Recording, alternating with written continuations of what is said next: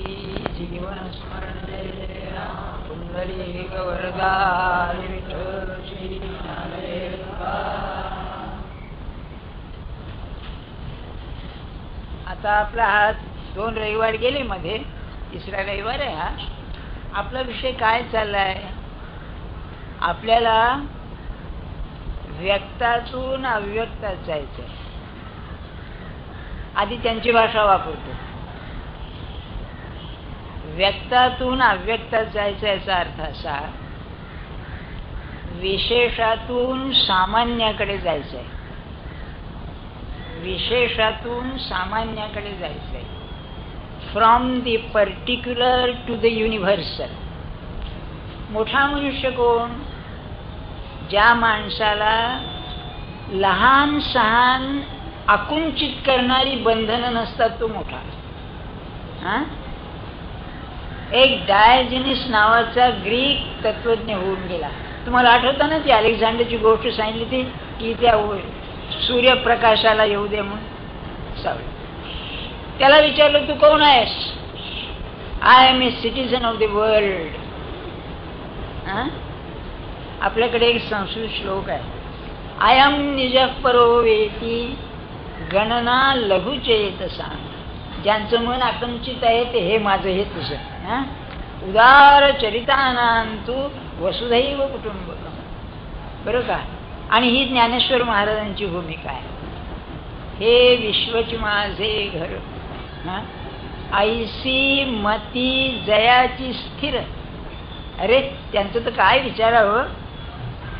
हे जग विश्व माझं घर आहे अशी खाम निश्चित नाही, किंबहुना चराचर आपण ती जाहला. अरे काय असेल बरं, हे काय वाटतं आपल्याला? अहो काय करावं, हे नुसतं ऐकायचं आहे. बरं का? हे शास्त्र कसं आहे, प्रत्यक्ष जर पाहायला मिळालं ना असं माणूस तर वाटतं की आहे बुवा खरं आहे. पुस्तकं वाचून आणि आमच्यासारखे सांगणारे नुसते चालत नाही. हेतू काय माझ्या म्हणण्याचा? हे ज्ञानेश्वर महाराजांचं ते ठीक आहे बुवा, पण त्यांचं एक तर आपल्याला पटेल ना, अवघाचे संसार सुखाचा करी आनंदे भरीन तिन्ही लोक. तुम्ही थोडी कल्पना करा, 16 वर्षाचा मुलगा 20 वर्षाचा धरा, कारण 22व्या वर्षी देह ठेवला, त्याच्या आधीच धरायला पाहिजे ना.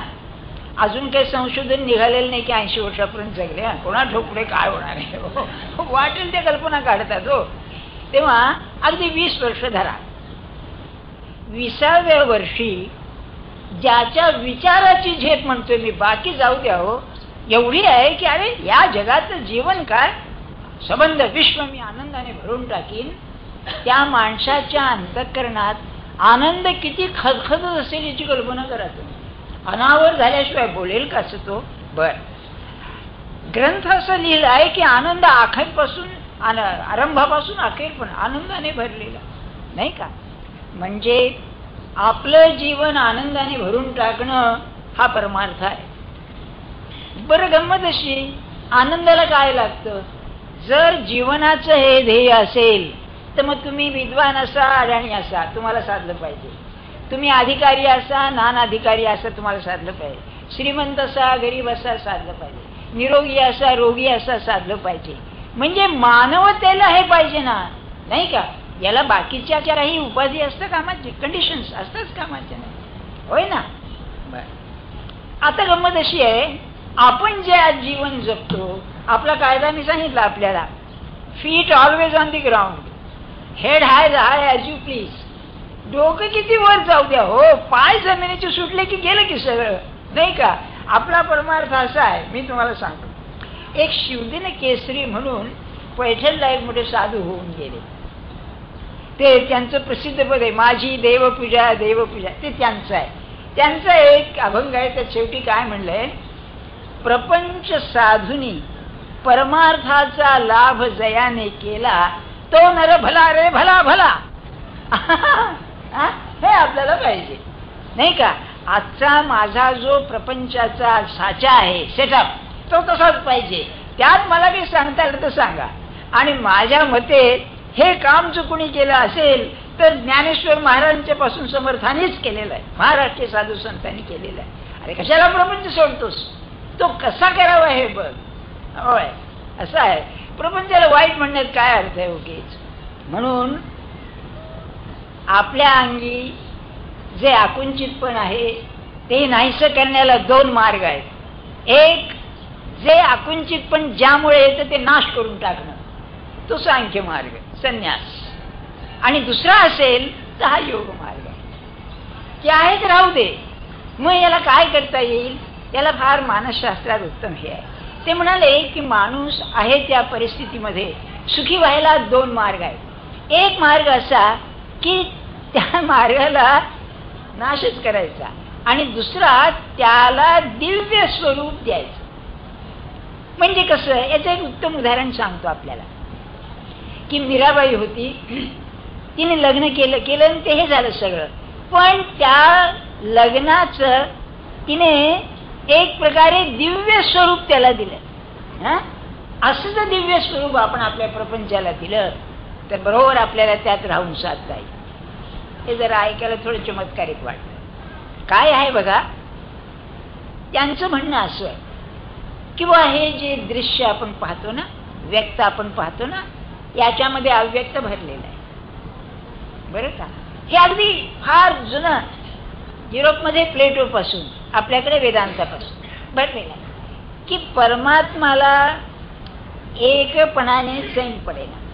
अहो आपल्यासारखाच आहे तो, असं काय करता, लग्न कशाला केलं, एकट्याला चैन पडत नाही म्हणून, तसंच आहे ते.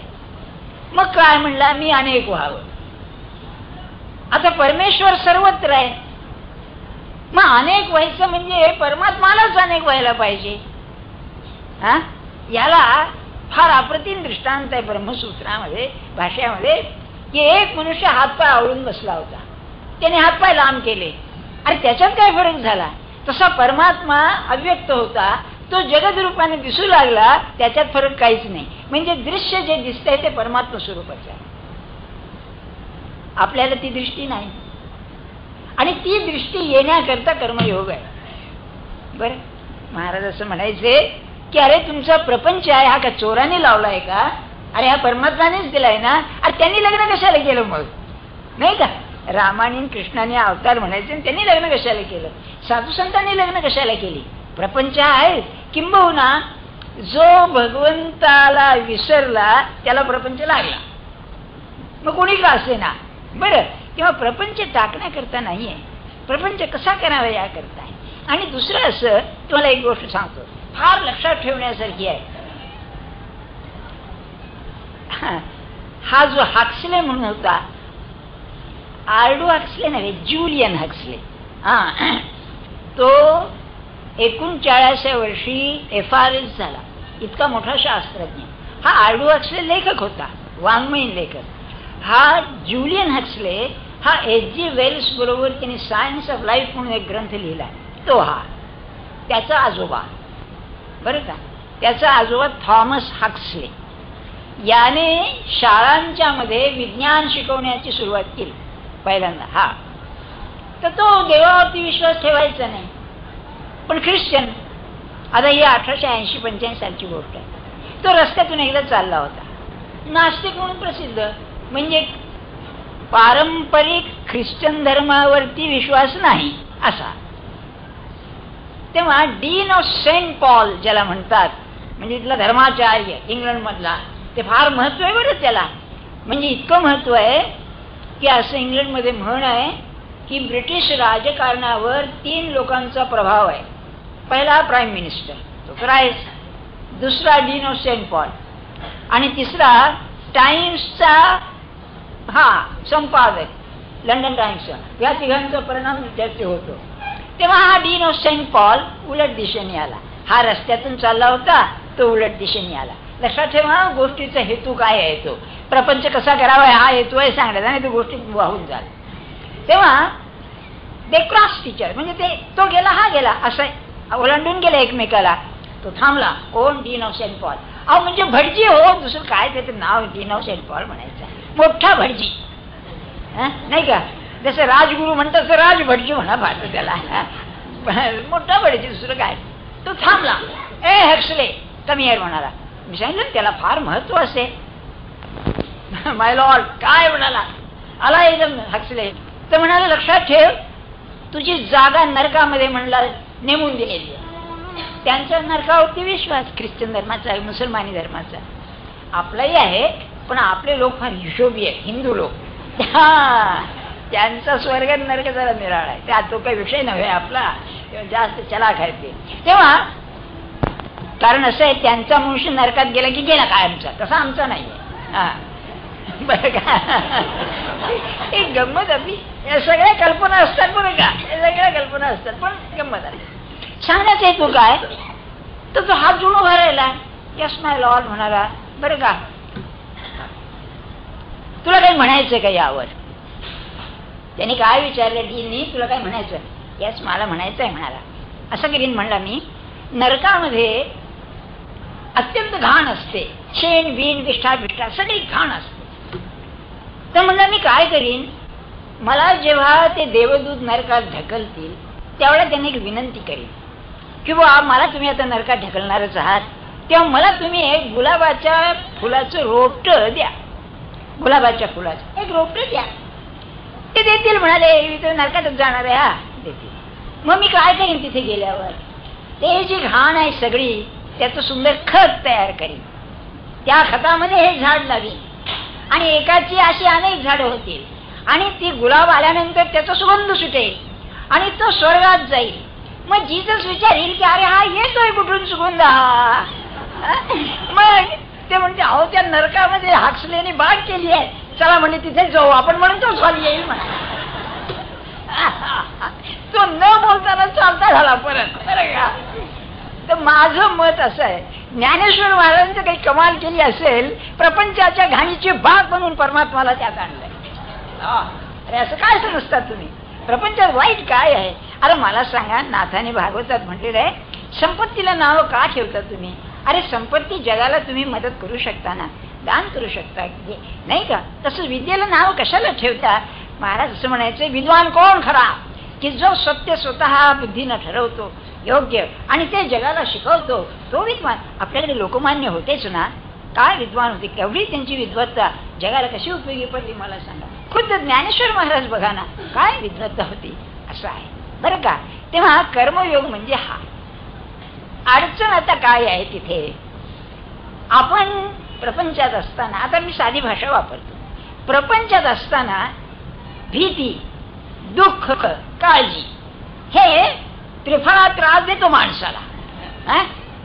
आपण इतकी माणसं इथे आहोत, खरं सांगा प्रामाणिकपणे, तुम्हाला कधी भीती वाटली नाही का, काळजी वाटली नाही का, दुःख कधी झालं नाही का?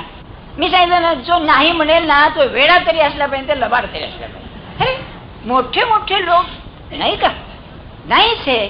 मग हे जर आहे तर हे नाहीसं करायला कसं जीवन जगावं हे कर्मयोग सांगतो. प्रपंच तर बरोबर दिसतोय सगळा, हजार भानगडी आहेत, हे आहे ते आहे ते आहे, कधी सुख कधी दुःख. सगळ्यात दुःख म्हणजे म्हातारपणचं दुःख आहे. ते माझ्यासमोर तुम्ही बसला तर माझ्या सगळ्यांना माहिती आहे. सगळं किती जरी तुम्ही सुधारणा केल्यात औषधाच्या याच्या, शरीर दुःख फार वाईट आहे, अतिशय वाईट आहे. मी आपल्याला सांगून ठेवतो, ध्यानात ठेवा. एक तर माझ्या अनुभवाचंच आहे म्हातारपणचं, पण दुसरं, ज्या माणसाने जीवनामध्ये दारिद्र्य आणि देह दुःख याच्यावरती मात केली ना, तो थोर पुरुष असला पाहिजे. आपल्याला दारिद्र्य म्हणजे कसं, गरिबी नव्हे, आत्ता जेवायला मिळालंय संध्याकाळी मिळते की नाही कोणाला ठेव, हे दारिद्र्य आहे. आणि किंवा मुलीचं लग्न आहे, पैसा नाही जवळ, मुलगा हुशार आहे शिकतोय, पैसा नाही जवळ, म्हणजे अशा गोष्टी. किंवा तुम्ही आजारी पडलात आणि डॉक्टर म्हणतो का ते अलीकडे आहे ना काहीतरी, काय ते ऑपरेशन हार्टचं कसलं काय ते, आणि त्याला काय लाख रुपये लागतात आणि पैसा नाही जवळ. अशा वेळेला मनाची शांती टिकणं मोठी गोष्ट आहे. बरं, मग सांगण्याचा हेतू असा की यातून कसं पार पडायचं.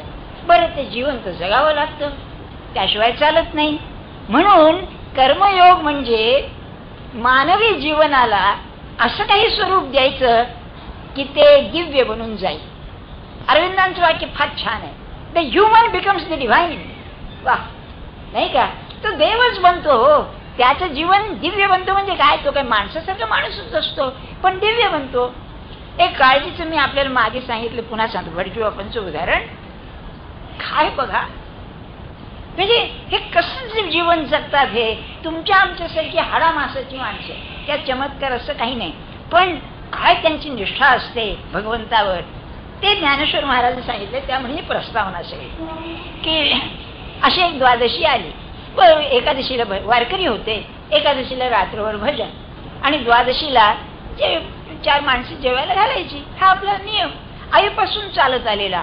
अहो, त्यांच्या आईची गंमत अशी असे की 12 वाजता 3 ताटं वाढायची, एक गाईला, एक आपल्याला आणि एक जो पाहुणा कुणी येईल त्याला. मग आई काय सांगायची यांना, जा म्हणाली बाहेर जा आणि कुणी आहे का जेवायचं बघून ये. एखादं असायचं, एखादं 2 यायचे, मग दोन्ही ताटं त्यांना, मग आपल्याला पुन्हा स्वयंपाक. बघा अशी आई बरं का त्यांची. आणि तिने मरताना सांगितलं, माझं एवढं व्रत मार की आलेल्याला खायला घातल्याशिवाय जाऊ देऊ नकोस, बरं काय. तेव्हा आता यांच्याकडे 5-50 माणसं यायची, भजन करणारी ती माणसं असायचीच की नाही. बरं साधा अगदी असं मेनू म्हणायचं म्हणजे साधं, आमटी भाजी, आपलं भात पोळ्या, याच्या पुढे काही नसायचं. तेव्हा घरात काही नाही. पण काय असतं, त्यांची सून होती. तेव्हा ती आली आणि म्हणली, मामा हे माझ्या बांगड्या घ्या. बांगड्यांचे गोठ असतात ना, गोठ घ्या, त्यावेळेला बांगड्या गोठ घ्या आणि त्या गहाण ठेवून तुम्ही काय आणायचं ते आणा, बरं का. असू दे म्हणाले, थांबा म्हणाले, असू दे. आणि भजन बिजन करा म्हणाले, बघू आपण. ज्या माणसाने प्रत्यक्ष गोष्ट पाहिली ते एक परभणीचे वकील होते, नानल म्हणून, त्यांचे खरे शिष्य होते, बरं का. तेव्हा ते असं सांगत की 10 वाजले 11 वाजले, चूल थंड आपली काही नाही आणि माणसं जेवणार काय. तेव्हा यांना म्हणाले, त्यांचं पार्थिव असेल ती पूजा बिजा, बघू म्हणाले पांडुरंग काय करते बघू. शांत काही नाही. आणि ते झाल्यानंतर 11:30च्या सुमाराला काय सांगा तुम्हाला, हे दोघे परदेशी म्हणजे भैय लोक, आता इकडे भैय म्हणतात त्यांना, ते परदेशी लोक आले की म्हणाले, बुवा आपका नाम सुन के आए हैं हम, आपलं नाव ऐकून आम्ही आलो. तर म्हणले काय काम आहे आपलं. काही नाही म्हणाले, आपण सत्पुरुष म्हणून दर्शनाला आलो आपल्या, पण आमची इच्छा एक आहे की 10 माणसांना जेवण घालावं. तेव्हा असं ऐकलं की आपण अन्नदान करता, तेव्हा आम्ही हे 20 रुपये बरोबर आणलेले आहे. त्या काळचे 20 रुपये म्हणजे काय हो, आज 80 वर्षाच्या पूर्वीचे 20 रुपये म्हणजे केवढे बरं का. तेव्हा हे काय म्हणाले, अरे एवढे काही लागत नाहीत, मला 10 रुपये पुरे झाले म्हणाले. महाराज ऐसी कैसी बात आहे, आम्ही तर 20 रुपये आणलेले आहेत, आपण घ्या, बरं का. त्यांनी दिले. लगेच मुलाला पाठवलं, सामान आणलं आणि दुपारी 2-2:30 वाजता स्वयंपाक सुरू झाला. झालं संध्याकाळी 6 पण जेवण चाललेली होती. तेव्हा त्याने त्या वकिलांनी यांना विचारलं, त्यांना बापूराजा असं म्हणत की तुम्हाला काळजी वाटली नाही का. ते काय म्हणाले, अरे सबंध विश्वाला धारण करणारा पांडुरंग बसला आहे, त्याला माझ्या घरी 10 माणसं जेवायला घालायला येत नाही, तुम्ही काय समजता म्हणाले. आणि पुढे जे काय म्हणाले ते फार महत्वाचं आहे की ज्या दिवशी मला थोडी भीती वाटेल त्या दिवशी मी तोंड काळ करीन. काय आहे मला सांगा, काय माणसं आहे. दिस इज डिव्हाइन, याला डिव्हाइन म्हणतात. हा परमार्थ आहे आणि कर्मयोग म्हणजे हा आहे. मग तुमची आमची काय अवस्था, सगळं आहे. रुपयाची किंमत कमी झाली की तुझी खाली वाढी व्हायला लागली. 1000 रुपये कशी पुरायची, एकटा जीव बरं का. काय रुपये खाल्ले तरी रोज 10 रुपये खातोय तरी पचतील हो महिन्याला. माणसं कसं बघा, हे शिकायचंय आपल्याला. तुम्ही की नाही उभी वेदांतात जाऊ नका. काय शिकायचंय, काही झालं तरी मन असं पाहिजे की येऊ दे, काय नाही. एखाद्या पर्वतावर खूप बाणांचा मारा केला, अरे ते काय पर्वताला काय होणार आहे का, तसं हे आहे बघा, नाही का. किंवा ज्ञानेश्वर महाराजांचा एक दृष्टांत आहे 14व्या अध्यायामध्ये त्रिगुणात्मकाने सांगताना म्हणाले, एक मासा आहे, पाण्यामध्ये जन्म, पाण्यामध्ये राहणारा, जीवन पाणी. तर म्हणजे समुद्रात तुफान आलं तो घाबरेल का म्हणाले. तसा परमात्माच्या आधारानं परमात्माच्या विश्वात राहणारा हा सत्पुरुष काय झालं तरी घाबरणार नाही, ही खरी खूण आहे बरं का. आणि अशी माणसं पाहिलेली आहेत. असं काय करतात तुम्ही, काय मृत्यू याला येऊ दे, काय त्याचे मोठं. किंबहुना मला ते कृष्णमूर्तींचं एक फार आवडलं बुवा. काय त्या पुरुषाची दृष्टी असेल ते मरायच्या आधी 2 दिवस त्यांना ते हलवत नव्हतं. इझी चेअरवर त्यांना बसवायचे किंवा सतरंजीत बसवून बाहेर न्यायचे. ते म्हणाले मला बाहेर घेऊन जा, खोलीत घराच्या बाहेर. आय वॉन्ट टू मीट माय बिलोव्हेड. माझ्या प्रेयसीचं मला दर्शन घ्यायचे. कोण? आकाश म्हणे. अरे काय कल्पना नाही, आकाश ही माझी प्रेयसी. काय त्या पुरुषाची दृष्टी असेल मला सांगा, नाही का? आणि वेदांत म्हणतो खम ब्रह्म, आकाश हे ब्रह्माचं स्वरूप आहे, तर मला परमात्मा पाहायला पाहिजे असं नाही का? नाही, काय असेल बघा. नाही, ही माणसं पाहिली म्हणजे खरं आहे, शंकाच नाही. त्यांचं चरित्र लिहिलंय त्या जयकर म्हणून बाईने. त्यात तिने असं लिहिलंय की आज 17-18 वर्ष मी त्यांच्या निकट सहवासात आहे. एक दिवस म्हणाली त्यांचं शांती बिघडलेली मी पाहिली नाही. मग अशक्य कसं म्हणता आपण? अरे अशी माणसं असतात. अहो काही साधी माणसं सुद्धा अशी तयार झालेली असतात, अभ्यासानं तयार झालेली असतात. आणि आपल्याला कर्मयोगात ते शिकायचं आहे. आता ज्ञानेश्वर महाराज काय म्हणतात बघा बरं का. तैसे ऐहिक तरी न नाशे. फार महत्वाची ओवी आहे बरं. तुमचा जो प्रपंच आहे ना त्याचा नाश नाही. मी सांगितलं त्याला धक्का लावायचा नाही. महाराज म्हणायचे की माझ्याकडे येणारी माणसं मध्यम स्थितीतली होती, त्यांचा परमार्थही मध्यमच असायचा म्हणाले. बरं का, लक्षात घेण्यासारखं. आणि सोंग आणण्यात काही अर्थ नाही, ते टिकायचं नाही, तो मध्यमच होता. मग काय म्हणायचे, मी जे काही सांगे त्यांच्या प्रपंचाला धक्का न लावता सांगे म्हणजे हा परमार्थ बरा आहे आपला, नाही का? असं आहे. म्हणून ज्ञानेश्वर महाराज म्हणताय तरी ऐहिक तरी न नासे.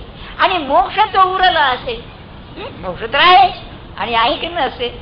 आणि जे पूर्वानुक्रम दिसे तो खाळत. त्या 2-3 ओव्या वाचून सांगतो. कारण मूळ श्लोक जो आहे ने भाव विक्रमनाशोस्ती त्याचा अर्थ सांगणं जरूर आहे. तो ओव्या वाचून सांगतो. पुढे म्हणाले कर्माधारे राहाटीचे.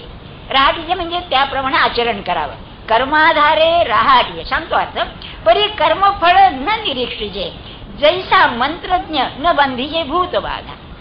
बरं का, त्या परी जे सुबुद्धी आप झालिया निरवधी हा असताची उपाधी आकळू न शके. थोडी सुंदर प्रस्तावना आहे. काय सांगितलं आपल्याला, आज आपल्या प्रपंचात जो साचा आहे कसा असू दे. किती विचित्रपणा आहे सांगा. एखाद्या माणसाचं लग्न होत नाही म्हणून त्याचा साचा निराळ. एखाद्या माणसाचं लग्न झालंय मूलबाळ होत नाही त्याचा साचा. एखाद्याला मुलीच होतात त्याचा साचा. एखाद्याला मुलगेच होतात त्याचा साचा. एखादा गरीब आहे श्रीमंत आहे. एखादा रोगी आहे हा आहे. एखादा अधिकारी आहे. आणि 1000 तऱ्हा प्रपंचाचं वैचित्र्य आहे, होय ना. जे कसं असेल त्यामध्ये राहा. कारण प्रत्येकाचं कर्म निराळं होणार. तुम्ही पहा प्रत्येकाच्या जीवनात जो कर्माचा हिशोब आहे तो त्याप्रमाणे निराळं राहणार. तुम्हाला जर एखाद्या ऑफिसमध्ये नेमलं ना, तर माझं डेसिग्नेशन काय, अहो मी काय काम करायचं इथे असं नाही करत. अहो तुम्ही मोल करीन ठेवतात सुद्धा, मी अमकं करीन तमकं करणार नाही असं जर तुम्ही ॲग्रीमेंट करताच की नाही, तसं प्रपंचात आहे ठरलेलं ते त्याप्रमाणे हिशोब. म्हणून कर्माधारे राहाटीचे. पुढे कर्मफळांना निरीक्षिचे. त्याचं कारण अगदी साधं आहे. मला तुम्ही खरं सांगा, तुम्हाला काही आबरं नाहीये आणि मोठा डॉक्टर आणला. डॉक्टर जर खरा डॉक्टर असेल तर तुम्ही बरे व्हालच असं काही खात्रीने सांगू शकत नाही. तो म्हणेल तुम्हाला धीर देणार, अहो तुम्हाला बरं वाटेल, पण त्याला म्हणजे हो डॉक्टर तुम्हाला आहे का बरं का नाही, आज काय चाललंय डॉक्टरला कुठे कळते नाही का. मग त्यांचं तुम्हाला माहिती आहे. माझा शब्द माफ करा, त्यांची एक गँग असते. क्षमा करा डॉक्टर लोक. ती गँग म्हणजे लघवी तपासून आणा, रक्त तपासून आणा, एक्सरे काढून आणा, ते अलीकडे एक सोनोग्राफी म्हणून काहीतरी आहे ते करून आणा. म्हणजे आधी अर्धे मेला होतो हा पैशाने बरं का. आणि मग तो ठरवणार काय ठरवणार, काय मग दोष नाही याच्यात, तुम्हाला काय बरं वाटत नाही, कळत नाही. अरे काय म्हणजे आज काय चाललंय कुणाला कळते.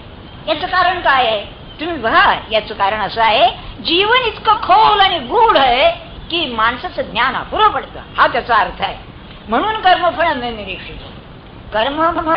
फळ मिळायला इतक्या काही उपाधी लागतात की आपल्याला कल्पना येत नाही. अलीकडे आणखी एक गंमत झाली. मी ज्या क्षेत्रात होतो या परीक्षेच्या क्षेत्रात, म्हणजे शिकवण्याच्या क्षेत्रात, अलीकडे ते कॉम्प्युटर म्हणून नवीन एक राक्षस निर्माण झाला. राक्षसच आहे तो बरं का. आणि राक्षस का म्हणतोय मी, आसुरी बुद्धी हो. ती काही दैवी संपत्ती नाही रे, आसुरी संपत्ती. म्हणजे ज्या मुलाला किंवा मुलीला 82 मार्क मिळायचे तो 28 करतो. हा पाहता तुम्ही. हा असंच 46 असले 64 असले तर 46 करतो. आणि तुम्ही अर्ज करा, अर्जाचे फॉर्म छापलेले असतात. आमचा निर्णय बरोबर आहे, तुम्ही 50 रुपये खातून सोडून देतो तुम्हाला. माझा काही युनिव्हर्सिटीशी संबंध नाही आहे, परंतु काय मला सांगा, तुमच्या हातात काय आहे? एक खूण आहे. जर मी हे करीन याची खात्री असली तर काळजी लागणार नाही, होणारच आहे, मी करणारच आहे. अरे जीवन असं आहे, उद्या तू आहेस का नाही याची खात्री नाही तुला. बरं तुम्ही काय म्हणाल, आम्ही जगतो ना इतके दिवस, ऍक्सिडेंट इतके होतात, तुम्ही सरळ घरी परत याल का नाही काळजी असते. मेकॅनाइज सोसायटीमध्ये हे मी माझं म्हणणं नाही, अमेरिकन लोक तत्वज्ञ तत्वचिंतक सांगतात, एकदा तुम्ही घराच्या बाहेर गेलात इतक्या गोष्टी शक्य असतात, तुम्ही धड घरी याल का नाही याची पंचायत असते, नाही का. माझ्या म्हणण्याचे हेतू लक्षात घ्या. पण फळ मी कर्म केल्यावर त्याचं फळ अमुक मिळालंच पाहिजे. कर्माचं फळ समवायचे, कारण त्याला दिशा पाहिजे, पण ते मिळेलच त्याची खात्री नाही, म्हणून कर्मफळ निरीक्षित. आता ते पूर्वानुक्रम दिसते चोखाळत, ते थांबा सांगतो पुढे. बर मग कर्माधारे राहटीजे परिकर्मफळ न निरीक्षिजे जैसा मंत्रज्ञान बळीचे भूतबाधा. ते काय आहे, मागच्या याला सांगितलं होतं मी की त्या मंत्राच्या सामर्थ्याने त्या पिशाच्याला तो आवरून धरतो. म्हणजे काय होतं, कर्माची जर आस लागली आपल्या फळाची तर माणसाला चैन पडत नाही. बरं फळ मिळतं की नाही ही काळजी, आधी कर्म करताना फळ मिळेल का नाही काळजी, कर्माचं फळ मिळालं टिकेल का नाही याची काळजी, पुन्हा ते अपुरं राहिलं की आणखी कर्म करण्याची, असं ते गुंतत जातो माणूस. म्हणून कर्मफळ निरीक्षित. पुढे म्हणाले, तियापरी जे सुबुद्धी आप झालिया निरवधी हा असताची उपाधी आकडून शक्य. तर या सगळ्या गोष्टीमध्ये कर्म करताना जी त्याची बुद्धी असते ती स्थिर झाली की हे साध्य. ही बुद्धी काय, हा खरा गीतेचा प्रश्न आहे बघा. तुम्ही लक्षात ठेवा. आता आपल्याला पुढे जायचं दुसऱ्या अध्यायात त्याचं बीज येतं गीतेचं. जर तुमच्या हातामध्ये तुमचं जीवन नाही, अशा विविध अंगाने तुमच्या हातामध्ये अमुकच होईल अमुकच होणार नाही हे तुमच्या हातात नाही, तर मग कार्य घडतंय, मी कारण नाही, आणि कार्य घडतंय म्हणजे कार्य घडून आणणारी शक्ती आणखी असली पाहिजे. हा सगळ्या गीतेचा भावार्थ आहे की अरे तू करतो म्हणतोय, तुला शक्य नाहीये, मग अरे पण कार्य घडतं दिसतं ना या भारात, मग कसं घडतं, तर कार्य करणारी शक्ती जी जगात आहे त्याला ती ईश्वर म्हणतात. त्या शक्तीच्या अस्तित्वाची जाणीव होणं हे बुद्धीचं खरं काम आहे, ती सद्बुद्धी आहे. आता हे क्षणभर राहू दे. म्हणजे काय, आता तत्वज्ञानाच्या भाषेत सांगतो आपल्याला. जे विशेष आहे, आधी ती भाषा वापरतो मग सोपं सांगतो. जे विशेष आहे ते विशेषत्वाने जे जगत ते सामान्य आहे त्याच्या शक्तीने जगत. दी particular enjoys particularity on the background of the universal. आता एक उदाहरण सांग. मी जे म्हणतो ना गीता ही ज्ञानेश्वरी सगळं वेदांत आहे तो असा. आपण सगळी माणसं आहोत, प्रत्येकात माणुसकी आहे ना, प्रत्येकात माणुसकी, त्याशिवाय आपण माणूस नाही, नाही का. शेक्सपियरचं एक वाक्य आहे, God made him so let him pass for a man. देवाने त्याला देह दिला माणसाचा म्हणा माणूस झालं त्याला. बरं का, असं नाहीये, प्रत्येकात माणुसकी आहे. म्हणजे जी काही मूळ माणुसकी आहे सामान्य, त्या माणुसकीचा थोडा थोडा अंश घेऊन आपण आलेलो. जेव्हा भगवान सांगतात मम अंश जीवलोके जीवभूत सनातन, याचा अर्थ हाच आहे, आय शेअर द डिव्हाइन, माझ्यामध्ये त्याचा अंश आहे यात शंकाच नाही. मग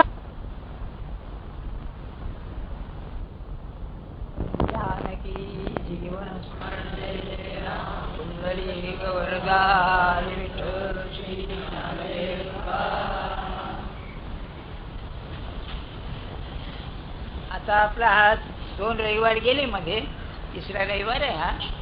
आपला विषय काय चाललाय, आपल्याला व्यक्तातून अव्यक्तात जायचंय. आधी त्यांची भाषा वापरतो. व्यक्तातून अव्यक्तात जायचं याचा अर्थ असा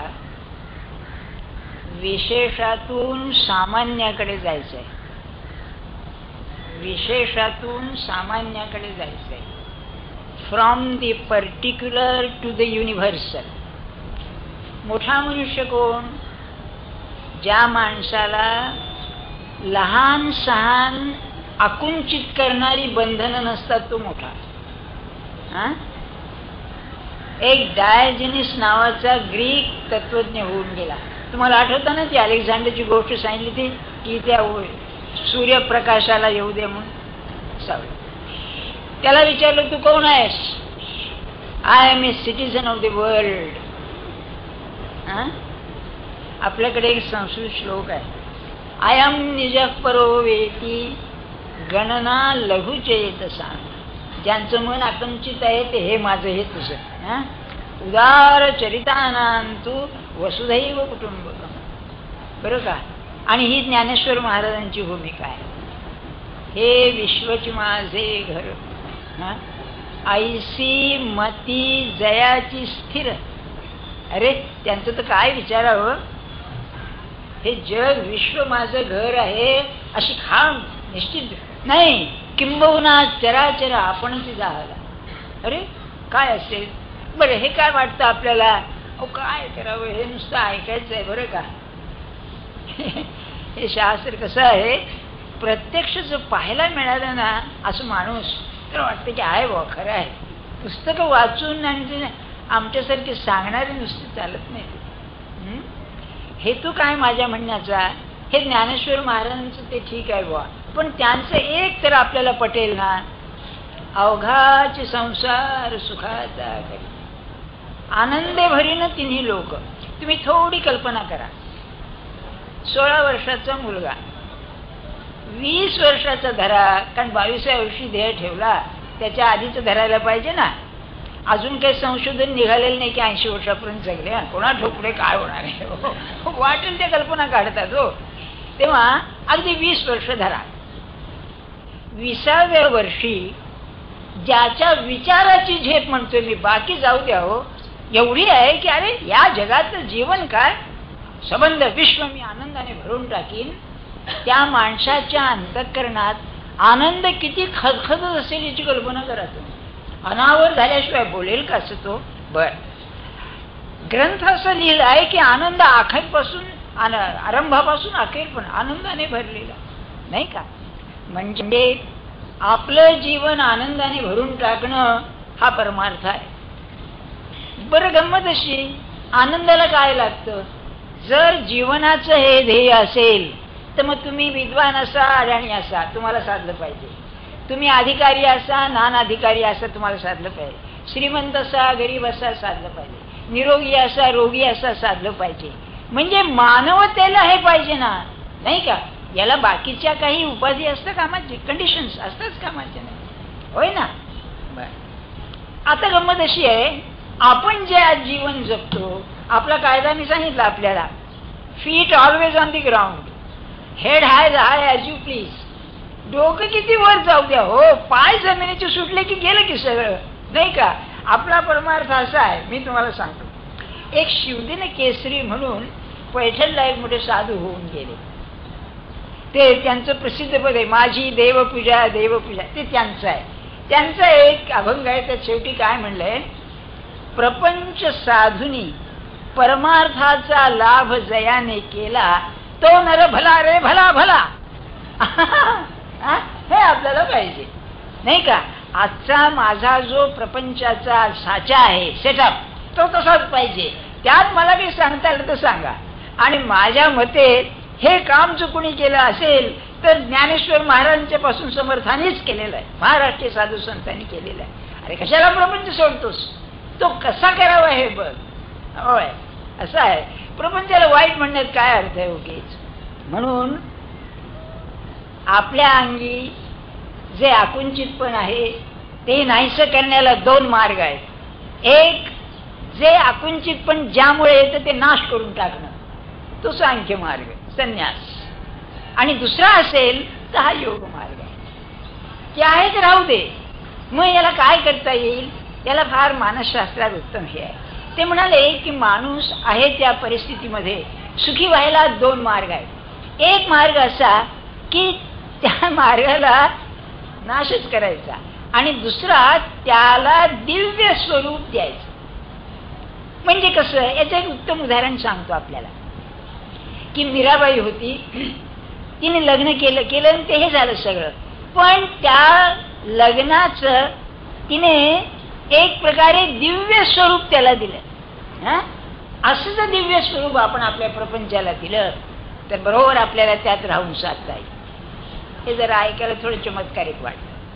काय आहे बघा, त्यांचं म्हणणं असं की बुवा हे जे दृश्य आपण पाहतो ना, व्यक्त आपण पाहतो ना, याच्यामध्ये अव्यक्त भरलेलं आहे, बरं का. हे अगदी फार जुनं, युरोपमध्ये प्लेटोपासून आपल्याकडे वेदांतापासून भरलेलं आहे की परमात्माला एकपणाने चैन पडेल. अहो आपल्यासारखाच आहे तो, असं काय करता, लग्न कशाला केलं, एकट्याला चैन पडत नाही म्हणून, तसंच आहे ते. मग काय म्हणला, मी अनेक व्हावं. आता परमेश्वर सर्वत्र आहे, मग अनेक व्हायचं म्हणजे परमात्मालाच अनेक व्हायला पाहिजे. याला फार अप्रतिम दृष्टांत आहे ब्रह्मसूत्रामध्ये, भाष्यामध्ये, की एक मनुष्य हातपाय आवळून बसला होता, त्याने हातपाय लांब केले. अरे त्याच्यात काय फरक झाला? तसा परमात्मा अव्यक्त होता, तो जगद रूपाने दिसू लागला, त्याच्यात फरक काहीच नाही. म्हणजे दृश्य जे दिसतंय ते परमात्मा स्वरूपाचे आहे. आपल्याला ती दृष्टी नाही, आणि ती दृष्टी येण्याकरता कर्मयोग आहे. बरं, महाराज असं म्हणायचे की अरे तुमचा प्रपंच आहे हा का चोराने लावलाय का? अरे हा परमात्मानेच दिलाय ना. अरे त्यांनी लग्न कशाला केलं मग, नाही का? रामाने कृष्णाने अवतार म्हणायचे, त्यांनी लग्न कशाला केलं? साधू संतांनी लग्न कशाला केली? प्रपंच आहे. किंबहुना जो भगवंताला विसरला त्याला प्रपंच लागला, मग कोणी का असे ना. बरं, तेव्हा प्रपंच टाकण्याकरता नाहीये, प्रपंच कसा करावा याकरता आहे. आणि दुसरं असं तुम्हाला एक गोष्ट सांगतो, फार लक्षात ठेवण्यासारखी आहे. हा जो हक्सले म्हणून होता, आर्डो हक्सले नव्हे, ज्युलियन हक्सले, तो 39व्या वर्षी FRS झाला, इतका मोठा शास्त्रज्ञ. हा आर्डो हक्सले लेखक होता, वाङ्मयीन लेखक. हा ज्युलियन हक्सले हा H.G. वेल्स बरोबर त्यांनी सायन्स ऑफ लाईफ म्हणून एक ग्रंथ लिहिलाय. तो हा त्याचा आजोबा, बरं का, त्याचा आजोबा थॉमस हक्सले. याने शाळांच्या मध्ये विज्ञान शिकवण्याची सुरुवात केली पहिल्यांदा. हा तर तो देवावरती विश्वास ठेवायचा नाही, पण ख्रिश्चन. आता ही 1880-85 सालची गोष्ट आहे. तो रस्त्यातून एकदा चालला होता, नास्तिक म्हणून प्रसिद्ध, म्हणजे पारंपरिक ख्रिश्चन धर्मावरती विश्वास नाही असा. तेव्हा डीन ऑफ सेंट पॉल ज्याला म्हणतात, म्हणजे इथला धर्माचार्य इंग्लंड मधला, ते फार महत्व आहे बरं त्याला. म्हणजे इतकं महत्व आहे की असं इंग्लंडमध्ये म्हण आहे की ब्रिटिश राजकारणावर 3 लोकांचा प्रभाव आहे. पहिला प्राईम मिनिस्टर, तो तर आहेच, दुसरा डीन ऑफ सेंट पॉल, आणि तिसरा टाइम्सचा संपादक लंडन टाइम्सचा. या तिघांचा परिणाम जास्त होतो. तेव्हा हा डीन ऑफ सेंट पॉल उलट दिशेने आला. हा रस्त्यातून चालला होता, तो उलट दिशेने आला. लक्षात ठेवा गोष्टीचा हेतू काय आहे, तो प्रपंच कसा करावा हा हेतू आहे सांगण्याचा, आणि तो गोष्टी वाहून जाल. तेव्हा ते क्रॉस टीचर, म्हणजे तो गेला हा गेला, असं ओलांडून गेला एकमेकाला. तो थांबला, कोण? Dean of Saint Paul. अहो म्हणजे भटजी हो, दुसरं काय त्याचं नाव, डीन ऑफ सेंट पॉल म्हणायचं, मोठा भटजी, नाही का? जसं राजगुरू म्हणतात तसं राजभटजी म्हणा पाहतो त्याला, मोठा भटजी, दुसरं काय. तो थांबला, ए हक्सले कमी यार म्हणाला. मी सांगितलं त्याला फार महत्व असे. माय लॉर्ड काय म्हणाला, आला एकदम हक्सले. तर म्हणाला लक्षात ठेव, तुझी जागा नरकामध्ये म्हणला नेमून दिलेली. त्यांचा नरकावरती विश्वास ख्रिश्चन धर्माचा आहे, मुसलमानी धर्माचा आपलाही आहे, पण आपले लोक फार हिशोबी आहेत, हिंदू लोक. त्यांचा स्वर्ग नरक जरा निराळा आहे, त्या तो काही विषय नव्हे आपला, जास्त चलाक आहे ते. तेव्हा कारण असं आहे, त्यांचा मनुष्य नरकात गेला की गेला कायमचा, तसा आमचा नाहीये. बरं का, एक गंमत आपली, या सगळ्या कल्पना असतात बरं का, या सगळ्या कल्पना असतात, पण गंमत आली. सांगण्याचा हेतू काय? तर तो हात जोडून उभा राहिला. यस माय लॉर्ड म्हणाला. बरं का, तुला काही म्हणायचं का? त्याने काय विचारलं डीननी, तुला काय म्हणायचं? यस मला म्हणायचं आहे म्हणाला. असं करीन म्हणला, मी नरकामध्ये अत्यंत घाण असते, शेण बीन विष्ठा बिष्ठा सगळी घाण असते. तर म्हणलं मी काय करीन, मला जेव्हा ते देवदूत नरकात ढकलतील त्यावेळेला त्यांनी एक विनंती करीन की बा मला तुम्ही आता नरकात ढकलणारच आहात, तेव्हा मला तुम्ही एक गुलाबाच्या फुलाचं रोपट द्या, गुलाबाच्या फुलाचं एक रोपट द्या. ते देतील म्हणाले, मी तर नरकातच जाणार आहे. हा देतील.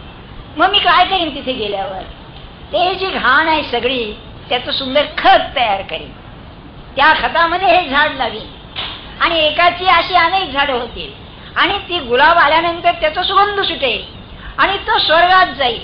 मग जीसस विचारील की अरे हा येतोय कुठून सुगंध हा?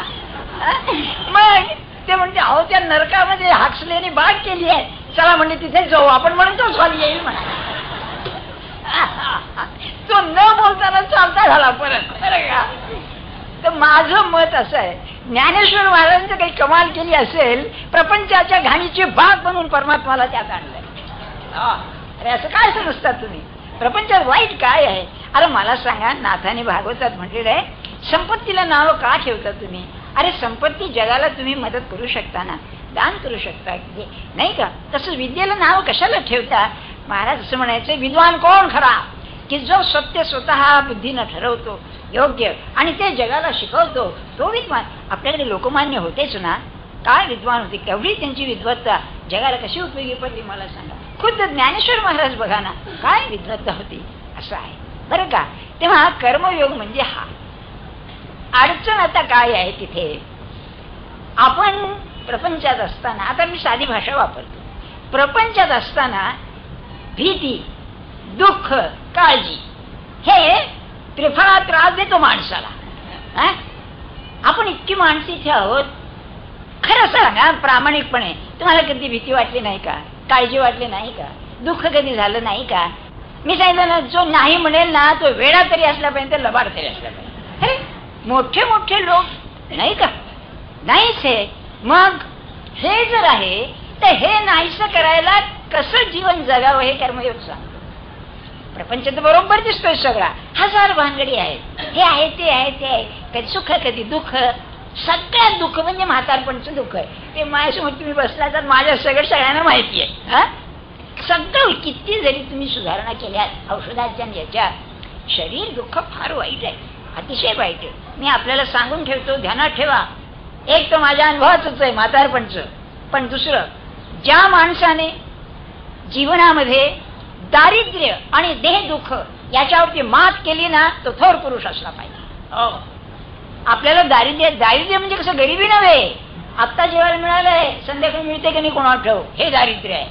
आणि किंवा मुलीचं लग्न आहे, पैसा नाही जवळ, मुलगा हुशार आहे, शिकतोय, पैसा नाही जवळ, म्हणजे अशा गोष्टी. किंवा तुम्ही आजारी पडलात आणि डॉक्टर म्हणतो का ते अलीकडे आहे ना काहीतरी, काय ते ऑपरेशन हार्टचं कसलं काय ते, आणि त्याला काय लाख रुपये लागतात आणि पैसा नाही जवळ. अशा वेळेला मनाची शांती टिकणं मोठी गोष्ट आहे. बरं, मग सांगण्याचा हेतू असा की यातून कसं पार पडायचं. बरं, ते जीवन तर जगावं लागतं, त्याशिवाय चालत नाही. म्हणून कर्मयोग म्हणजे मानवी जीवनाला असं काही स्वरूप द्यायचं की ते दिव्य बनून जाईल. अरविंदांचं वाक्य फार छान आहे, the human becomes the divine. वा, नाही का? तो देवच बनतो, त्याचं जीवन दिव्य बनतो. म्हणजे काय, तो काय माणसासारखा माणूसच असतो पण दिव्य बनतो. एक काळजीचं मी आपल्याला मागे सांगितलं, पुन्हा सांगतो. व्हर्च्यू ऑफनचं उदाहरण काय बघा, म्हणजे हे कसं जीवन जगतात हे. तुमच्या आमच्यासारखी हाडामासाची माणसं, त्या चमत्कार असं काही नाही, पण काय त्यांची निष्ठा असते भगवंतावर, ते ज्ञानेश्वर महाराज सांगितले. त्या म्हणजे प्रस्तावना सगळी की अशी एक द्वादशी आली. एकादशीला वारकरी होते, एकादशीला रात्रभर भजन आणि द्वादशीला जे 4 माणसं जेवायला घालायची, हा आपला नियम आईपासून चालत आलेला. अहो, त्यांच्या आईची गंमत अशी असे की 12 वाजता 3 ताटं वाढायची, एक गाईला, एक आपल्याला आणि एक जो पाहुणा कुणी येईल त्याला. मग आई काय सांगायची यांना, जा म्हणाली बाहेर जा आणि कुणी आहे का जेवायचं बघून ये. एखादं असायचं, एखादं 2 यायचे, मग दोन्ही ताटत त्यांना, मग आपल्याला पुन्हा स्वयंपाक. बघा अशी आई बरं का त्यांची. आणि तिने मरताना सांगितलं, माझं एवढं व्रत मार की आलेल्याला खायला घातल्याशिवाय जाऊ देऊ नकोस, बरं काय. तेव्हा आता यांच्याकडे 5-50 माणसं यायची, भजन करणारी ती माणसं असायचीच की नाही. बरं साधा अगदी असं मेनू म्हणायचं म्हणजे साधं, आमटी भाजी आपलं भात पोळ्या, याच्यापुढे काही नसायचं. तेव्हा घरात काही नाही. पण काय असतं, त्यांची सून होती. तेव्हा ती आली म्हणली, मामा हे माझ्या बांगड्या घ्या. बांगड्याने ते गोठ असतात ना, गोठ घ्या, त्यावेळेला बांगड्या गोठ घ्या आणि त्या गहाण ठेवून तुम्ही काय आणायचं ते आणा, बरं का. असू दे म्हणाले, थांबा म्हणाले, असू दे. आणि भजन बिजन करा म्हणाले, बघू आपण. ज्या माणसाने प्रत्यक्ष गोष्ट पाहिली ते एक परभणीचे वकील होते, नानल म्हणून, त्यांचे खरे शिष्य होते, बरं का. तेव्हा ते असं सांगत की 10 वाजले 11 वाजले, चूल थंड आपली काही नाही आणि माणसं जेवणार काय. तेव्हा यांना म्हणाले त्यांचं पार्थिव असेल ती पूजा बिजा बघू म्हणाले, पांडुरंग काय करते बघू, शांत काही नाही. आणि ते झाल्यानंतर 11:30च्या सुमाराला काय सांगा तुम्हाला, हे दोघे परदेशी म्हणजे भैय लोक, आता इकडे भैय म्हणतात त्यांना, ते परदेशी लोक आले की म्हणाले, बुवा आपका नाम सुन के आए हैं हम, आपलं नाव ऐकून आम्ही आलो. तर म्हणले काय काम आहे आपलं. काही नाही म्हणाले, आपण सत्पुरुष म्हणून दर्शनाला आलो आपल्या, पण आमची इच्छा एक आहे की 10 माणसांना जेवण घालावं. तेव्हा असं ऐकलं की आपण अन्नदान करता, तेव्हा आम्ही हे 20 रुपये बरोबर आणलेले आहे. त्या काळचे 20 रुपये म्हणजे काय हो, आज 80 वर्षाच्या पूर्वीचे 20 रुपये म्हणजे केवढे बरं का. तेव्हा हे काय म्हणाले, अरे एवढे काही लागत नाहीत, मला 10 रुपये पुरे झाले. म्हणाले महाराज ऐसी कैसी बात आहे, आम्ही तर 20 रुपये आणलेले आहेत, आपण घ्या, बरं का. त्यांनी दिले. लगेच मुलाला पाठवलं, सामान आणलं आणि दुपारी 2-2:30 वाजता स्वयंपाक सुरू झाला, झालं. संध्याकाळी 6 पण जेवण चाललेली होती. तेव्हा त्याने त्या वकिलांनी यांना विचारलं, त्यांना बापूराजा असं म्हणत की तुम्हाला काळजी वाटली नाही का. ते काय म्हणाले, अरे सबंध विश्वाला धारण करणारा पांडुरंग बसला आहे, त्याला माझ्या घरी 10 माणसं जेवायला घालायला येत नाही, तुम्ही काय समजता म्हणाले. आणि पुढे जे काय म्हणाले ते फार महत्वाचं आहे की ज्या दिवशी मला थोडी भीती वाटेल त्या दिवशी मी तोंड काळ करीन. काय आहे मला सांगा, काय माणसं आहे, दिस इज डिव्हाइन, याला डिव्हाइन म्हणतात. हा परमार्थ आहे आणि कर्मयोग म्हणजे हा आहे. मग तुमची आमची काय अवस्था, सगळं आहे. रुपयाची किंमत कमी झाली की तुझी खाली वाढी व्हायला लागले. 1000 रुपये कशी पुरायची, एकटाच जीव बरं का. काय रुपये खाल्ले तरी शिंचे, रोज 10 रुपये खातोय तरी 35 हो महिन्याला. काय माणसं कसं बघा, हे शिकायचंय आपल्याला. तुम्ही की नाही उभी वेदांतात जाऊ नका. काय शिकायचंय, काही झालं तरी मन असं पाहिजे की येऊ दे, काय नाही. एखाद्या पर्वतावर खूप बाणांचा मारा केला, अरे ते काय पर्वताला काय होणार आहे का, तसं हे आहे बघा, नाही का. किंवा ज्ञानेश्वर महाराजांचा एक दृष्टांत आहे 14व्या अध्यायामध्ये त्रिगुणात्मकाने सांगताना म्हणाले, एक मासा आहे, पाण्यामध्ये जन्म, पाण्यामध्ये राहणारा, जीवन पाणी. तर म्हणजे समुद्रात तुफान आलं तो घाबरेल का म्हणाले. तसा परमात्माच्या आधारानं परमात्माच्या विश्वात राहणारा हा सत्पुरुष काही झालं तरी घाबरणार नाही, ही खरी खूण आहे बरं का. आणि अशी माणसं पाहिलेली आहेत. असं काय करतात तुम्ही, काय मृत्यू याला येऊ दे, काय त्याचे मोठं.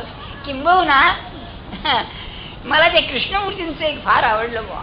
काय त्या पुरुषाची दृष्टी असेल, ते मरायच्या आधी 2 दिवस त्यांना ते हलवत नव्हतं, इझी चेअरवर त्यांना बसवायचे किंवा सतरंजीत बसवून बाहेर न्यायचे. ते म्हणाले मला बाहेर घेऊन जा, खोलीत घराच्या बाहेर. आय वॉन्ट टू मीट माय बिलोव्हेड, माझ्या प्रेयसीचं मला दर्शन घ्यायचे. कोण, आकाश म्हणे. काय कल्पना नाही, आकाश ही माझी प्रेयसी. काय त्या पुरुषाची दृष्टी असेल मला सांगा, नाही का. आणि वेदांत म्हणतो खम ब्रह्म, आकाश हे ब्रह्माचं स्वरूप आहे, तर मला परमात्मा पाहायला पाहिजे असं नाही का. नाही काय असेल बघा, नाही ही माणसं पाहिली म्हणजे खरं आहे, शंकाच नाही. त्यांचं चरित्र लिहिलंय त्या जयकर म्हणून बाईने, त्यात तिने असं लिहिलंय की आज 17-18 वर्ष मी त्यांच्या निकट सहवासात आहे, एक दिवस म्हणाली त्यांचं शांती बिघडलेली मी पाहिली नाही. मग अशक्य कसं म्हणता आपण, अरे अशी माणसं असतात. अहो काही साधी माणसं सुद्धा अशी तयार झालेली असतात, अभ्यासानं तयार झालेली असतात. आणि त्वमेव अहम्. आणि याला एक अतिशय अप्रतिम श्लोक आहे, मारुती आपली ही दाखवतोय. काय सुंदर आहे. ज्याने तो श्लोक रचला ना त्याला परमार्थाचं मर्म कळलेलं. रामाला म्हणतो परमात्मा, हा मारुतीराय, देहबुद्ध्या तू दासोहम, मी त्याचा आहे. देहबुद्ध्या तू दासोहम, जीवबुद्ध्या त्वदंशकः, तुझा अंश आहे मी. आत्मबुद्ध्या त्वमेवाहम, इथे मी निश्चितामती. या 3 पायऱ्या आहेत बरं का. तर आज आपल्याला काय पाहिजे आहे, त्या बुद्धीत थोडे तरी त्याच्या अस्तित्वाची जाणीव निर्माण पाहिजे. आता प्रश्न असा, आज मला अस्तित्व भावना आहे हो, असं काय करता? त्याशिवाय तुम्ही धडपडत कशाला येते ज्ञानेश्वरी ऐकायला? थोडं तरी वाटतं ना देव आहे, पण ते कसं वाटतंय? नाही वाटत नाही, एवढंच आहे वाटत नाही. दॅट इज ओनली एक्सप्लेनेशन बरं का. तुम्ही बघा, नाही असं वाटत नाहीये, आहे. घरात देवपूजा अमकं तमकं सगळं चालू आहे, पण त्याबरोबर इतर लफडी फार असतात. मग याही देवाला भजा, त्याही देवाला भजा, त्याही देवाला भजा. काय झालं, एक ग्रस्त होते. एका भक्ताच्या घरी त्यांनी गणपती आणला बरं का. पण त्याचे गुरु होतेच, त्याच्यामुळे गणपती आण. त्याने मला विचारलं, देखो भाई क्या बात है, हिंदीमध्ये बोलले, काय म्हणले बघा काय आहे? अरे आपल्या घरी गुरु असताना म्हणाले गणपती आणला बरं का. अरे बिघडलो कोणचं म्हणलं. बरं नाही म्हणले, एकच देव पाहिजे, एको देव केशव शिव, हे काय म्हणाले? तर मी म्हटलं, अरे आता तो हिंदी मनुष्य, त्याला तुलसीदासांनी सांगितलं. तुलसीदासांनी विनय पत्रिका लिहिलेली आहे, म्हणजे भगवंताला अर्ज केलेला आहे किंवा मला हे करा. ते आपलं की नाही, तुम्हाला कोणी हिंदीचे एवढे हे नाही ना, ते फार आहे हे करण्यासारखं आहे बरं का. एक गमतीची गोष्ट सांगतो, म्हणजे त्याच्यात ते आहे म्हणून सांगतो. साहित्य संमेलन होतं, नरसोपंत केळकर अध्यक्ष होते आणि सरदार किवे ग्वालेरचे ते स्वागताध्यक्ष होते. तेव्हा त्यांच्या पत्नी ज्या होत्या कमलाबाई किवे, या साहित्यिक होत्या स्वतः. हे आपले राजकारणी सरकार विकास. तेव्हा त्यांना जे ते घेत नव्हते पहिल्यांदा अध्यक्षपद, आपलं हे स्वागताध्यक्षपद, पण त्या बाईंनी त्यांना मजबूर केलं, त्यांनी घेतलं. तेव्हा व्याख्यानात नरसोबत काय म्हणाले, नरसोबत फार मार्मिक होते. शेवटी म्हणाले, बांगड्यांचा वशिला उपयोगी पडला म्हणले त्याला, आहे का बरं का. तुम्ही गंमत आहे यामध्ये. तसं विनय पत्रिकेमध्ये तुलसीदासांनी बांगड्यांचा वशिला लावला रामाला. तुम्ही काय म्हणता? असं आहे शेवटी बरं का, सगळं मी असं आहे, मी तसं आहे, मला तुझ्या नावाचं प्रेम दे, अमकं दे तमकं दे. मी पापीने सगळं ते वर्णन केलं. आणि जेव्हा आता आलं अर्ज असतो, तेव्हा अर्ज पुढे केला. अर्ज रामाला द्यायचा. तेव्हा यांनी काय सांगितलं मारुतीला, की म्हणाले वा रामाच्या पर्यंत जायची काही आपली सोय नाही. आता तुम्ही नाही का पंतप्रधानांना भेटायचं म्हणलं तर 4 तास बाहेर बसून तुम्हाला भेट मिळत नाही. हे आपण पाहतो ना, हे राजकारण. तेव्हा रामापर्यंत मला काही जाता येईल. तेव्हा मारुती रायाने काय सुचवलं, मारुती असं बघ, सीता त्याच्या शेजारी बसलेली असते, तेव्हा तू सीतेच्या हातात दे आणि सांग किंवा हा रामाला द्या. पण त्यात एक लक्षात ठेव, राम जेव्हा अतिशय प्रसन्न असेल तेव्हा हळूच पुढे करा. अर्थ म्हणाले या बांगड्यांचाच वशिला झाला की हो, नाही का. मग ते पुढचं संपवतंय 2 मिनिटं. त्यांनी दिला रामाला, वाचला. वाचल्यानंतर तुलसीदासांनी एवढं नाम घेतलं होतं की त्यांना राम बोला म्हणत, तुलसीदास नावच नाही, राम बोला असं बनारसमध्ये त्यांना म्हणू लागलं. तेव्हा रामाने सभेला विचारलं, संत सभा किंवा हा अर्ज माझ्याकडे आलेला आहे, तो असं म्हणतो की रामा मला तू एकदा आपला म्हण. बस एक बार तुलसी कहो तुलसीदास मेरा, एक बार एक बार तो माझा आहे बस असा हा म्हणतोय. आपल्याला माहिती आहे का? हा संत सगळ्यात सगळे उठले, हो हो आम्हाला हा राम बोला म्हणून माहिती आहे, आपण मुद्रा करावी त्याच्यावर, म्हणजे सिग्नेचर करून टाका म्हणाले. असं ते पुढचं आहे. असू दे. सांगण्याचा हेतू काय आपल्याला, की आपण जेव्हा या बुद्धीचा विचार करतो, ते बाकीचं सगळं राहू द्या, त्यामध्ये आपल्या बुद्धीला असं काहीतरी आपण शिक्षण द्यायला पाहिजे की जे त्याच्या अस्तित्वाबद्दल संशय येणार नाही. बुद्धीचा धर्म निश्चय करणं असा आहे. बरं, निश्चित कसा पाहिजे की नाही तो आहेच, अगदी खालच्या भूमिकेवर, म्हणजे मी त्याचा आहे. याला सुरुवात कशी करावी?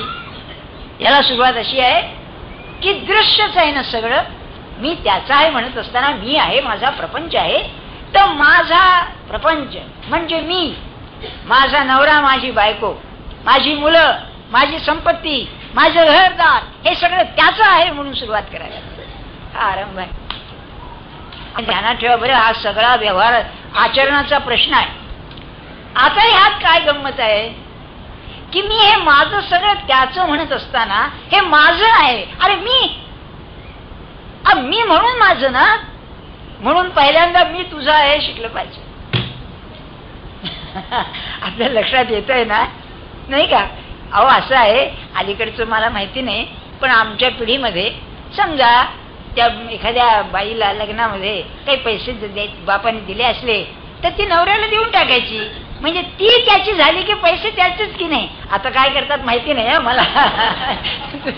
बघा आपले काय आहे ते, तिचा अकाउंट वेगळा, माझा अकाउंट वेगळा, काय कोणा ठोक नाही, असे ना काय वेगळं. इन्कम टॅक्स करता ठेवावा, काय हरकत नाही. बरं, पण माझं तुझं आहे म्हणायला मी तुझं झालं पाहिजे ना. आज तिथे गोम आहे सगळी. आपण काय म्हणतो, माझा मुलगा तुझाच आहे, माझं घरदार तुझंच आहे, पण मी तुझा झाल्याशिवाय ते होत नाही. म्हणून पहिली पायरी असेल बुद्धीला त्याच्या अस्तित्वाची खात्री करून द्यायला, तर खरं वाटलं पाहिजे की हे त्याचं आहे. महाराज तुम्हाला अप्रतिम वाईट आहे, काय सांगू आपल्याला. आज कसंही म्हणाले, मी घर बांधतो, माझ्या घरात देवघर आहे, तर उलट झालं पाहिजे की देवाच्या घरात मी राहतो हे माझं नाही. अहो केवढा अर्थ आहे यामध्ये, नाही का? हे पहिली पायरी आहे. म्हणून ज्ञानेश्वर महाराज काय सांगू, हा पुरुष कसा होता बघा. तुमची आमची लायकी ओळखून बोलतोय. अल्पचिरदयी प्रकाश, थोडी तरी तिथे संशय नाही.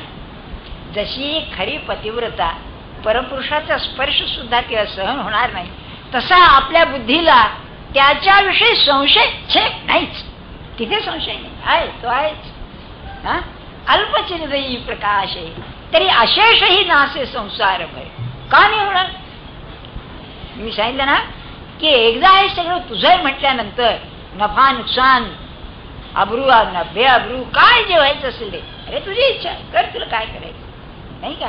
अहो साधी गोष्ट आहे, आपल्या शेजाऱ्याच्या समजा मुलीचं लग्नामध्ये बिघडलं काही, आपल्याला थोडं वाईट मानवतं म्हणून वाईट वाटतं, पण आज जातं का सांगा? खरं काही नाही, आपल्याला आज जात नाही. तसं आपल्या प्रपंचाबद्दल आपल्याला वाटणं म्हणजे अल्पचिरदयी प्रकाश, नाही का? काय होईल? आणि खरोखरच असं आहे. अरे तुमच्या पोटी आले म्हणून तुमचे म्हणायचे ते तुम्ही मागितले होते का? नाही, कर्माचा संबंध आहे, आले तुमच्या पोटी. काही लोकांना असं होतं, लग्नानंतर लवकर मुलं होतात, कोणाला उशिरा होतात, चांगले होतात, वाईट होतात, मुलं होतात, मुली होतात. अरे तुम्ही काय म्हणून मागितले? आले तुमच्या पोटी. कोण आलाय, काय हेतून आलाय, काय त्याचं कर्म आहे, देव घेव काय आहे, काय तुम्हाला कळणार आहे मला सांगा. उभे माझं माझं करतो. कसं आहे, समर्थाने राजवा देखाव खोडी केली बरं का. या प्रपंचाचं वर्णन करताना मी सांगितलं ना, उंदीर म्हणती माझे घर, झुरळे म्हणती माझे घर, कुत्रे म्हणती माझे, आणि मूर्ख म्हणे माझे माझे. आईचे सगळ्यांचे माझे, हा मूर्ख माझं माझं म्हणतोय. खरं असं काय आहे त्यात? बरं, तुमच्या त्यांना जगवणं तुमच्या हातात आहे का? माझं माझं म्हणता मृत्यू त्यांना घेऊन जातो, त्यांना रोग होतो. काय तुमचं त्याच्यावर सत्ता आहे? माझं कोणचं? ज्याच्यावर माझी सत्ता चालते ते माझं. मग असं जर आहे तर हे त्याला द्यायला काय हरकत आहे? बर, आता 5 मिनिटं शेवटचा मुद्दा सांग. आतापर्यंत आपण केलं नाही, आपण प्रपंच केला तो नवरा बायकोनी मुलांनी आपल्या वासना तृप्त करण्याकरता केला, होय ना? म्हणजे आपला प्रपंच शिळा झालाय, शिळाच झालाय की नाही? पण परमात्मा कसा आहे बघा, ते सांगतो आपल्याला. ज्ञानेश्वर महाराजांनी शेवटच्या 8व्या अध्यायामध्ये एक दृष्टांत दिलेला. तया सर्वात्मका ईश्वरा स्वकर्म कुसुमांची वीरा, पूजा केली होय अपारा तोषाला. हा जो परमात्मा आहे, सर्वात्मक असा सर्वांच्या हृदयामधला परमात्मा, याला पूजा फार आवडते, अपार संतोष होतो, फार आवडते. कोणची? स्वकर्म कुसुमांची वीरा. त्याला फुलं व्हायची, आपल्या कर्माची फुलं व्हायची त्याला. तर ती जर वाहिली त्याला अत्यंत संतोष होतो. आम्ही प्रपंच सगळा भोगला, त्या फुलांचा वास घेतला, हा देह शिळा झालेला, पण प्रपंच तो इतका उदार आहे बघा, अजून तरी दे, काय हरकत नाही, शिळे असे चालते मला. आता असं आहे, त्याला अपार संतोष होणार की नाही कोण, पण संतोष होईल यात शंका आहे. अपार ते ज्ञानेश्वर महाराजांसारखे, समर्थांच्या सारखे शिळ केलेलं नाही, दिला असेल तर एकदम दिलं. पण आपण असं करायला काय हरकत आहे, नाही का? अरे तुझ्या दारी आलेलो आहे, तुला देणार आहे मी, तू घे. तो हात पुढे करील. काय सांगू तुम्हाला, महाराज असं म्हणाले, खरोखर जर आपण मनाने त्याला द्यायला तयार झालो, आपल्या सिंहासनावर नाचत खाली आणि घेईल तुमचं. कारण सांगतो, त्याचा धंदा नेहमी बसलेला, नेहमी मंदीच हो, कोण देतोय त्याला, नाही का? अशी स्थिती आहे, खरोखर सांगतो तुम्हाला. म्हणून नाही, मी जे तुम्हाला नेहमी म्हणतो की भाऊसाहेबांचा आदर्श मला आहे. महाराज म्हणाले काय, भाऊसाहेब आजपासून ही सगळी मुलं माझी, आणि एकदम दिलं की पुन्हा काही नाही. काय काय माणूस असेल, आपली एवढी तयारी नाही, पण रोज म्हणत जावं ना, महाराज हे सगळं तुमचं आहे, महाराज सगळं तुमचं आहे, तुम्ही अहो तो घ्यायला तयार आहे. हो काय सांगू तुम्हाला, त्यांचं वाक्य म्हणजे मला माझा प्रपंच धड करता आला नाही, पण मला विकत श्राद्ध घ्यायची सवय आहे. याचा अर्थ असा लोकांच्यावर करता, नाही का? पण माझ्यावर कोणी सोपीतच नाही म्हणाले. काय काय काय शोकांतिका नाही का, मला सांगा, ही सत्पुरुषाची शोकांतिका ही. असं काय करता की अरे मी करतो तुझं सगळं. आपलं कसं होतंय, माझ्या मनासारखं करीन तर मी देईन, बरं हरकत नाही. तुला तुझं करता येतंय का मनासारखं, हरकत नाही, तू कर. ते नाही, मग अरे दे ना. मी म्हणतो ट्रायल द्यायला काय हरकत आहे, नाही का? तेवढाही धीर आपला नाही बघा. आता काय करावं. शेवटी म्हणून प्रापंचिक आणि सत्पुरुष यांचा संबंध तेच निभावू जाणे बुवा, नाही का? अशी स्थिती आहे. म्हणून ज्ञानेश्वर महाराज म्हणाले, अर्जुना ते पुण्यवशी जरी अल्पचिरही प्रकाशे तरी अशेषही नासे. खरं बघा, अगदी साध्या आहे, तुमचा मुलगा आहे आणि मनापासून तुम्ही त्यांच्या मनाने व्हायला द्यायचं काहीच नाहीये, हे काय देणं घेणं नाहीच आहे, मनाने म्हणायचं तर खरोखर भय नाही सोयी. काय पाहतील ते काय करायचंय. माझ्या मनातली भीतीने काळजी गेलीच की नाही. म्हणून अशेषही नासे संसार भय. गीता म्हणते स्वल्पमप्यस्य धर्मस्य काय ते महत्व भयात, मोठे भय नाहीसो होईल. हे म्हणतात संबंध संसार भयच नाहीसो होतं. आणि त्यांचाच अनुभव, तू ठेवशील तसं राहणार, तू देशील ते खाणार, तू मला काम देणार ते काम करणार. अरे तू मला ज्या नावाने हाक मारशील त्याला मी हो देणार. इतकी तादात बुद्धी असल्यानंतर मला खात्री आहे असा पुरुष पाहून त्याला सुद्धा आनंद सुटतो. वा, देणारा भेटला. कल्याण स्वामीची अशी स्थिती होती ना, आईने व्हायला प्रश्नच नाही काही, त्यांना दुसरं काहीच नाही. याकरता नामस्मरणाची गरज आहे. सुट्टी मुद्दा तिथे आहे. अर्जुना ती पुण्यवशे, हे पुण्य साठायचं कसं, त्याच्या स्मरणाने साठे. म्हणून नाम घेताना सारखं मला तू एकदा आपलं म्हण. तुलसीदास कहो मेरा, एक बार कहो तुलसीदास मेरा. तू नुसतं एवढं म्हण, या केवढा अर्थ आहे यामध्ये. तो म्हणतोच आहे, पण याला त्याची ती जाणीव व्हायला पाहिजे. त्या बुद्धीमध्ये झाल्यानंतर त्याचं वागणं निराळ होईल बघा. आहे ते पाहतील. माझ्याकडे एक डॉक्टर येतात, त्यांना मी सहज म्हणलं की डॉक्टर, म्हातारपणी म्हणलं काळजी, सद्गुरू आणि म्हातारपणची काळजी दोन्ही एकत्र येऊ शकत नाहीत म्हणाले. अरे बाप, काय निष्ठा आहे मला सांगा, नाही का?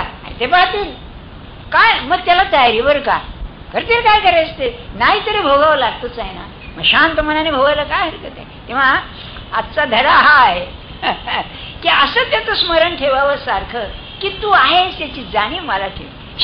शेवटी सांगतो, आपली लफडेबाजी अशी आहे, तुमच्या घरात भूत आहे म्हणलं तर अखरं वाटेल बघा, पण मी आहे असं सत्पुरुष म्हणाले ऐकणे कोणाला वा अशी स्थिती आहे.